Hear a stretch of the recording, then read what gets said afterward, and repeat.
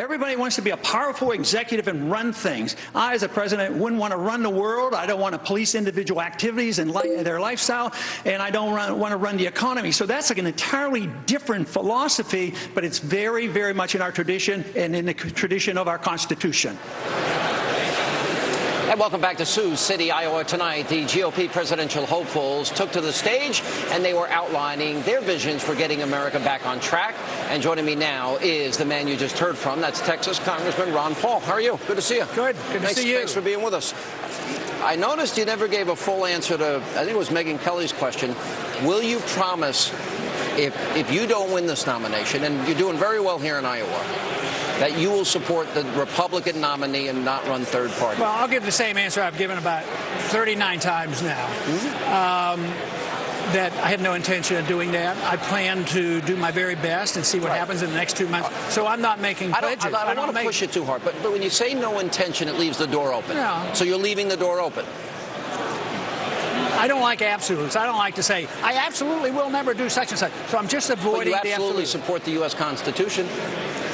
Yeah, that's true. That's true. That's a little bit different than pledging to politicians. Well, but I mean, politicians aren't. But the thing is, you know that if you ran third party, and I think why people are looking for an answer, you would probably siphon off some of the anti-Obama vote. I don't think there's any doubt about it. But wouldn't it be fair to ask the moderate Republicans that are competing to ask the same question? I've been asking John Anderson approached. John Anderson dropped out and ran, and that's a significant. But no intention means the door is open. So you're saying tonight that the door is open a little? Well, the door's. I cannot conceive of it. You can't conceive of any circumstance? I cannot. Okay. I cannot conceive of it. Have absolutely no plans or thoughts of doing it. All right. A lot came up tonight. Got very heated on the issue of national security in Iran. Let me ask you this question. With Iran killing Americans in Iraq, you argue we shouldn't have been there in the first place. Right. But they're also fighting proxy wars through Hezbollah and other terrorist organizations. They were planning an assassination of a Saudi ambassador on our soil. They clearly have said they want to wipe Israel off the map. Why do you think it wouldn't be dangerous if they got that nuclear weapon? Well, I don't want them to get the nuclear weapon. It would increase the danger, but I don't think we should deal with that.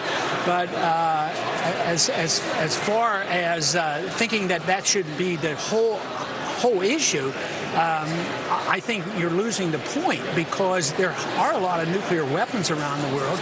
As a matter of fact, those quotes about wiping Israel off the map, just as a favor to me, look it up and check the real interpretation. They talk about getting rid of the regime of those people in Jerusalem. I've gone back on numerous occasions. He said eliminate the state of Israel, wipe them off the face of the earth. That has been said by Ahmadinejad. It literally says getting rid of the regime and removing from the pages of time. It is a lot different than Israel. He's also a Holocaust denier. Okay. No, I think that they're acting in self-defense. Ehud Barak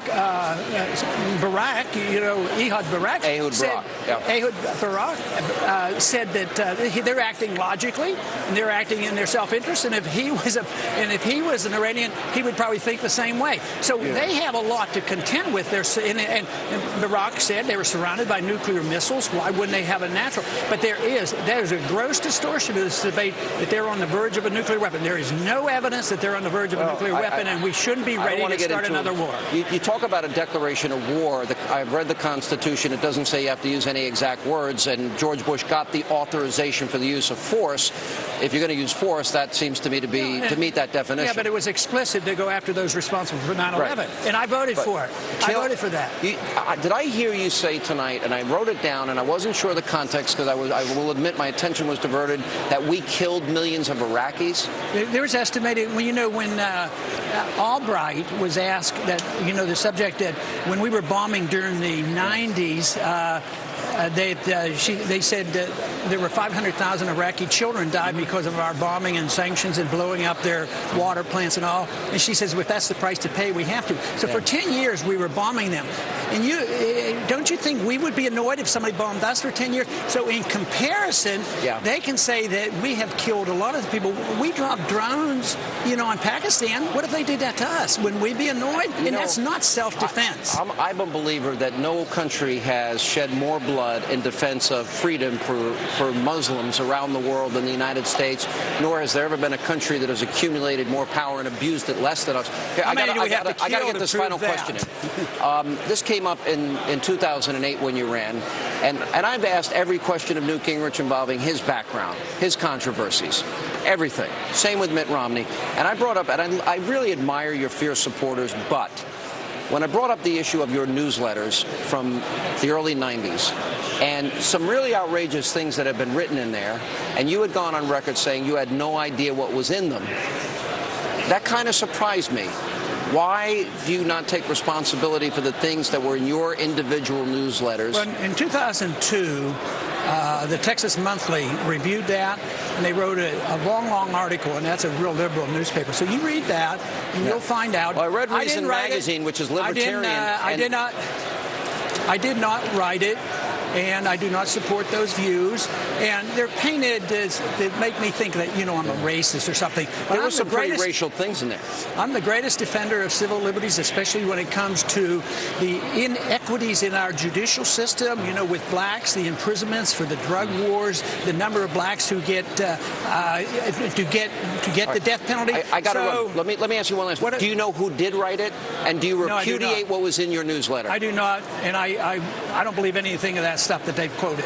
Okay. How about tomorrow? Remember December 16th, the anniversary of the Tea Party. The Tea Party. Very important date. That is when the Tea Party movement was started 4 years ago. That's the modern Tea Party movement. And for all your supporters, I asked every other candidate questions of controversy as well. Good to see you, Mr. Paul. Take care. All right, hang on one second. And we still have lots more to come tonight as we are live in the Spin Room. We're in Sioux City, Iowa tonight.